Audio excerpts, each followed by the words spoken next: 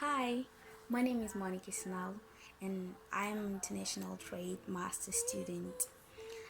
Well, since I can't have classes of intellectual property rights, I found myself very interested on trademark protection system. So that's what I'm going to talk about today. Well, talking about the trademark is very complex, but first we need to make a definition. What do you think?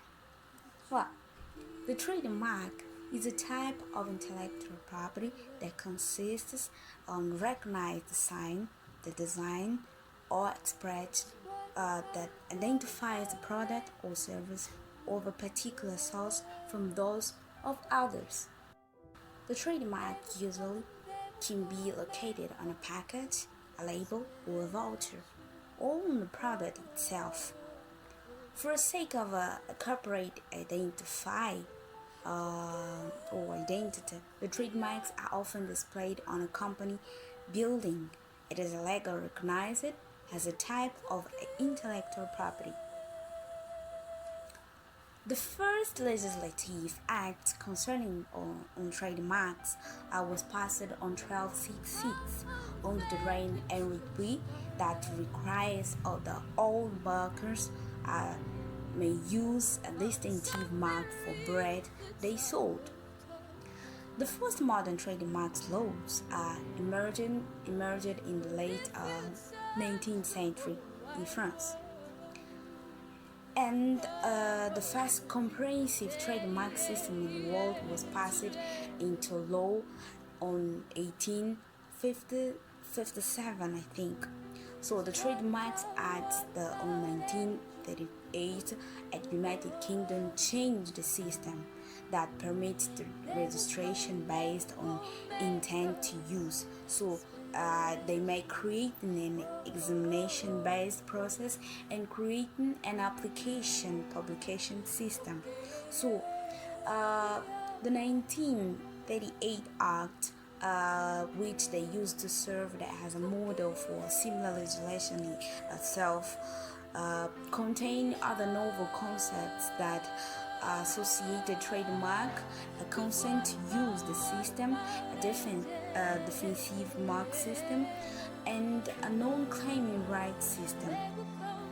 And how this can work? Well, the owner of a trademark may purchase the legal action against the trademark infringement. Uh, in past years, most countries required formal registration of a trademark as a precondition of pushing this type of action. For example, the United States, Canada, and other countries also recognize the common law trademark rights. That means that the action can be taken to protect any unregistered trademark if it's in use. It's still common law trademarks offered to the older, in general, less legal protection than registered trademarks. I can say that the trademark is an old concept. For example, it is usually reported that blacksmiths who made swords in the Roman Empire are thought of being the first users of trademarks. So, the first trademark legislation was passed by Parliament of England under the reign of King Henry III in 1266, which required that all bakers use the distinctive mark for the bread of the soul. The distinctive of red train became the UK's first registered trademark in 1876. That was founded in 1777 by William Bass in Burton upon Trent, England. And by 1877, Bass has become the largest brewery in the world with an annual output of the million barrels. Let's talk about the values of a trademark. Well, first of all, we have to make inter-brand competition possible, and then to make consumers search the cost lower, and finally to make less deception happen. Our begin with the inter-brand competition. Uh, for example, we have Samsung, Huawei, and Sony. This company, uh, the trademark protection encourages these three companies expenditures on quality and allows the inter-brand competition. So between them must have some quality so they can make a good competition to have more value between them. Secondly, to make consumers search cost lower. The trademark allows consumers usually search costs. The information about a source and quality that the trademark conveys about the brand allows consumer to successfully to pick the products he or she desires. So that's why we always need to make consumers search the cost lower so they can know which one to follow. And finally, to make less deception happen. What does that mean? We need to create the brand reputation or the goodwill requires fund for product quality, service, and advertising. So that doing this, the consumers they will know that which one have most quality product and which one have the good service, and we can also advertise about the consequences of these products. I'm pretty sure that there is a student that asks themselves that a name, a word can be a trademark. I can say that yes, the word, the name, phrases, a logo, a symbol, a design, an image, or a combination of these all elements can be considered as a trademark. What about the types of a trademark? We can find the certification marks, occultive trademarks, and defensive trademarks.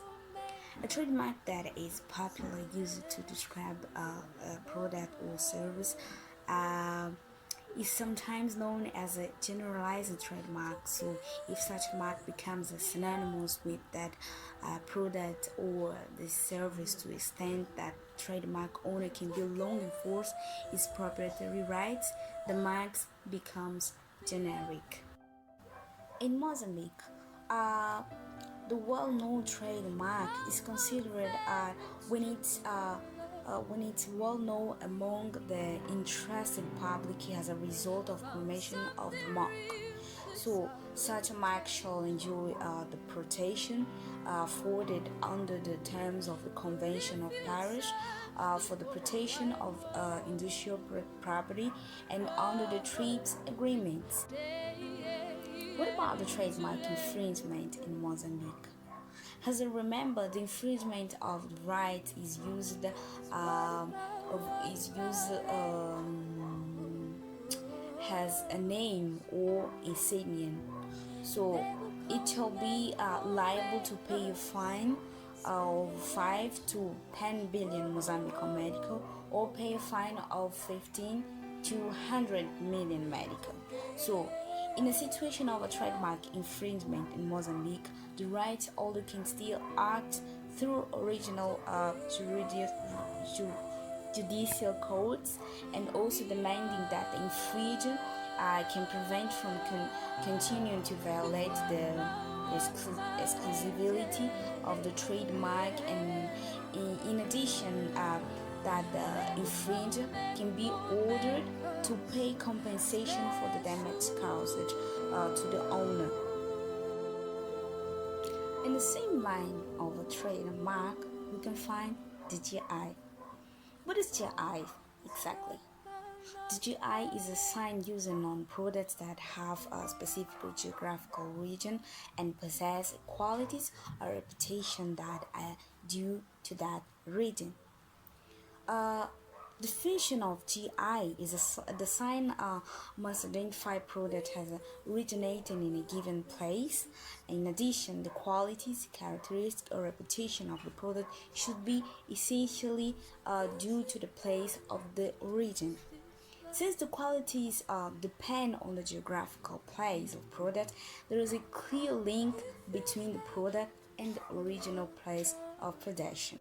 About the rights of the GI right enables those who have the right to use the indication to prevent its use by a third party. Those product does not conform to the applicable standards.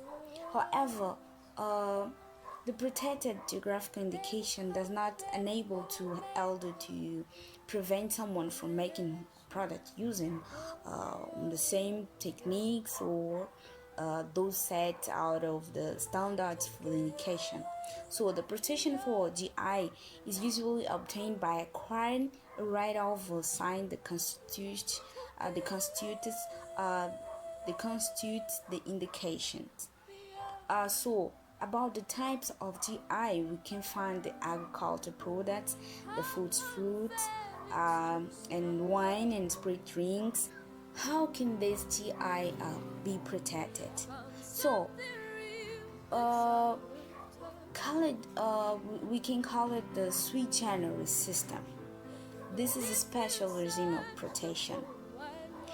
Using Also we can use in the collective or certification marks, and also the methods focusing on business practice, including the administrative product and approval schemes. So the first two models of protections, the sui generis and the collective or certification marks, share some common features, such as the fact that they set up rights for collective use by those who comply with defined standards. So the GIs are usually protected in different countries and regional systems through a wide variety of approaches, and often using combination of two or more of approaches outlined above. So these approaches have been developed in accordance with different legal tradition and within a framework of individual historical economic conditions. Well, last year, Mozambique officially launched the newly created GI. It was called Cabrito de Tete. It means Code of Tete. So this was the first GI registered in African Regional Intellectual Property Organization. So the launch marks the outcome of a long preparation process, which would lead to further intellectual property protection and with high quality standards and new business opportunities. So only last year that we have officially launched the new GI. So this GI is located goat breed from Tete province in Mozambique. They found that the goat population of is about 300 thousand animals, and it is regarded as the leading goat producer in the country. So the carbureted potato will be commercialized under street standards that includes breeding and processing rules, and it will also easy access to national and international markets, highlights its IG reputation and protection local goat meat production. The GI registration of Cabrito de Tete was supported by the European Office of Intellectual Property and African Intellectual Property Rights and Innovation, and also these will provide they provided the technical and logistical assistance for the commercial testing, including 2 training sessions for local producers, and also at the Institute of Intellectual Property of Mozambique, the Ministry of Industry and Trade, and the Ministry of Industry and Commerce of Mozambique, and the Ambassador of the European Union to Mozambique made part of this GI. So that's why Mozambique got the first GI in the country. With this new creation, the producers created the Association of Protection and Promotion of Tete Goat, and also this marks the beginning of the effective use of geographical indication system in Mozambique as one strategic tool for adding value to typical national products. So this is the first time that we have the GI in the country. Well, That's all. Thank you. Bye bye.